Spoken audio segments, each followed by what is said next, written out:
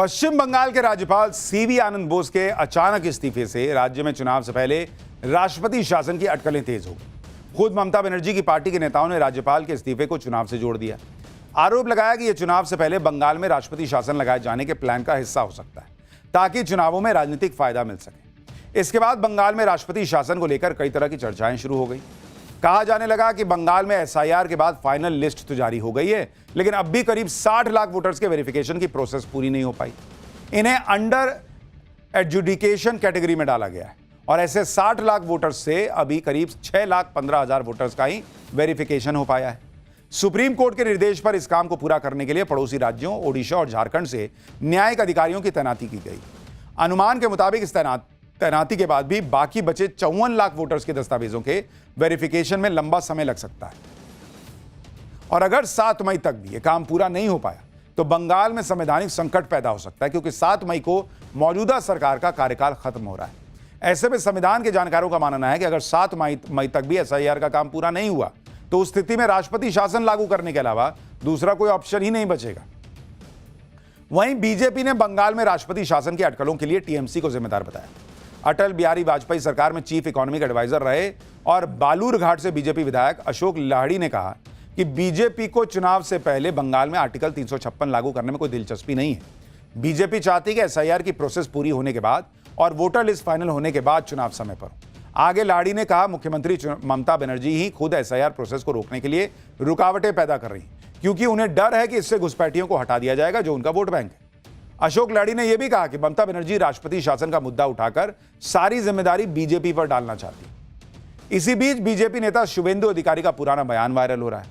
ये पिछले साल अप्रैल का बयान है जिसमें शुवेंदु अधिकारी कह रहे हैं कि चुनाव आयोग को चुनाव से पहले बंगाल में राष्ट्रपति शासन की सिफारिश करनी चाहिए। लोग अब वो बयान वायरल कर रहे हैं।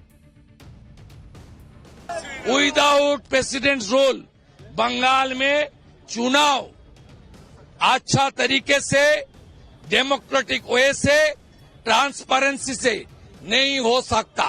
जहां हिंदू 50% से कम है उस बूथ में ये लोग हिंदू को वोट डालने नहीं देगा। इसलिए on the eve of election ECI should recommend president's rule in Bengal. It's not my demand, everyone demand. Bengal में राष्ट्रपति शासन के अटकलों के बीच बिहार के पूर्णिया से सांसद पप्पू यादव नई थ्योरी ले आए। पप्पू यादव ने कहा कि पश्चिम बंगाल में राष्ट्रपति शासन लागू कर बिहार विधानसभा से प्रस्ताव पारित कराकर सीमांचल और मालदा, मुर्शिदाबाद, रायगंज, दिनाजपुर आदि जिलों को मिलाकर एक केंद्र शासित प्रदेश बनाने का खेल बीजेपी करने वाली है। नीतीश जी को हटाने और लेफ्टिनेंट गवर्नर को राज्यपाल लाने के पीछे ये खेल है। बंगाल में राष्ट्रपति शासन को लेकर जो चर्चा चल रही है उसके बीच ही ममता बनर्जी ने एसआईआर के मुद्दे पर आज आर पार की लड़ाई छेड़ दी। ममता बनर्जी इस मुद्दे पर धरने पर बैठ गई। ममता बनर्जी ने आरोप लगाया कि एसआईआर प्रोसेस के बाद भी वोटर लिस्ट से मनमाने तरीके से नाम हटाए जा रहे हैं।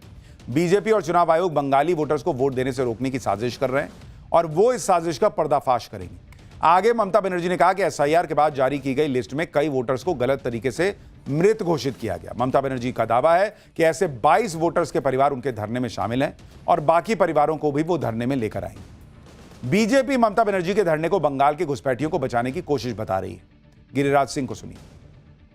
ममता बनर्जी केवल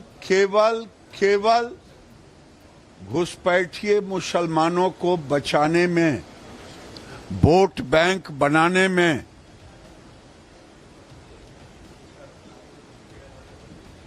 धरना दे रही है।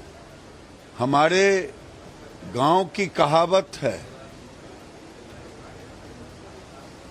उल्टे चोर कोतवाल को डांटे।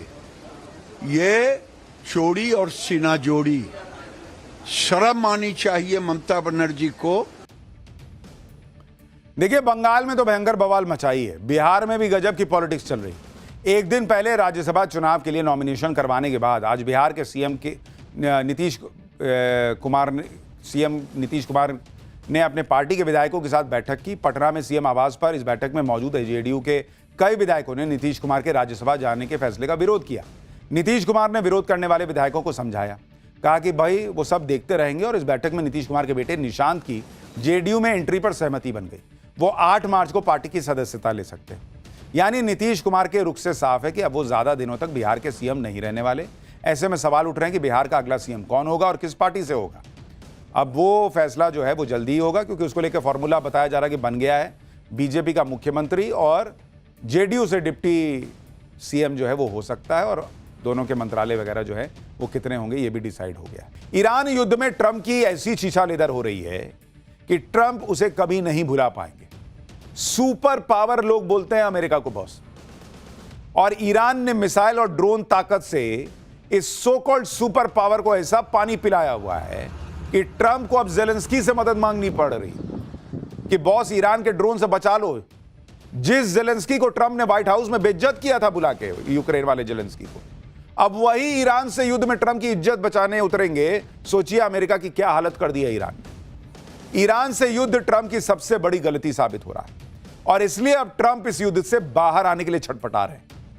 आप देखिए वो कैसे कैसे बयान दे रहे हैं, कैसे ईरान ट्रंप का मजाक उड़ा रहा है। भाई ट्रंप ईरान से कह रहे हैं कि सरेंडर कर दो, तुमको माफी मिल जाएगी। ईरान कह रहा है कि अरे अभी तो जंग शुरू हुई है, अभी तो असली हथियार आना बाकी है, तुम क्या माफी दोगे जी। ट्रंप कह रहे हैं कि ईरान बातचीत करना चाहता है। ईरान कह रहा है कि युद्ध लड़ेंगे, बातचीत क्यों करेंगे, झूठे बोलते हो क्या जी। ट्रंप कह रहे हैं कि ईरान का नया लीडर वो चुनेंगे। ईरान कह रहा है कि न्यूयॉर्क का मेयर चुनिए नहीं पा रहे हो, तुम हमारे देश का नेता क्या चुनोगे जी। ट्रंप कह रहे हैं कि ईरान में सेना उतारने का कोई प्लान ही नहीं है। ईरान कह रहा है कि उतारो सेना, हम तो इंतजार कर रहे हैं, आओ ना बैठे हैं, हम भी इंतजार कर रहे हैं। यानी ईरान ने बता दिया है कि वो झुकेगा नहीं, लड़ता रहेगा। और जो ट्रंप कह रहे हैं, जो हवाबाजी कर रहे हैं, जो माहौल बना रहे हैं, उसमें उन्हीं की बेइज्जती हो रही है। ट्रंप कभी बातचीत का दावा कर रहे हैं, कभी सरेंडर का ऑफर देकर ये चाह रहे हैं कि किसी तरह इस युद्ध से उनका पीछा छूट जाए। कभी कहते हैं सब खत्म कर दिया, इनका एयरफोर्स खत्म, नेवी खत्म, ये खत्म, वो खत्म। तो जब सब खत्म है तो सरेंडर क्या करा रहे हो, फिर सीधा जाओ पकड़ लो। देखिए किसी तरह बिना बेइज्जत हुए इस युद्ध से एग्जिट का रास्ता तो ढूंढ रहे हैं ट्रंप, लेकिन जितना ऐसा कर रहे हैं और बेइज्जत हो रहे हैं। ईरान कह रहा है कि ट्रंप का प्लान ए प्लान बी सब फेल हो चुका है। ट्रंप की हालत इसलिए डावाडोल है क्योंकि हर मोर्चे पर वो गिर गए। इधर ईरान सरेंडर करने को तैयार नहीं, उधर अमेरिका में बेइज्जती पे बेइज्जती। वहीं जिन खाड़ी देशों को अमेरिका सालों से सिक्योरिटी का भरोसा देता आ रहा था, अब लोगों का भरोसा टूट रहा है। ईरान ने अमेरिका और उसके सहयोगियों को ऐसा लपेटा कि अब किसी को अमेरिका की सुरक्षा गारंटी पे भरोसा नहीं होगा। इधर ट्रंप युद्ध से एग्जिट का रास्ता तलाश रहे हैं, उधर ईरान ने नई नई मिसाइलें, नए नए बम निकाल लिए हैं बॉस। ईरान कह रहा है कि अभी तो असली हथियार आने बचे हुए हैं। ईरान से युद्ध में क्या हो रहा है, ईरान ने अमेरिका के किस बेस पर हमला कर दिया, कौन सी नई मिसाइलें निकाली, अमेरिका ने ईरान का एक और जहाज कैसे डुबो दिया। For more of such videos, do like, share and subscribe to ET Now Swadesh.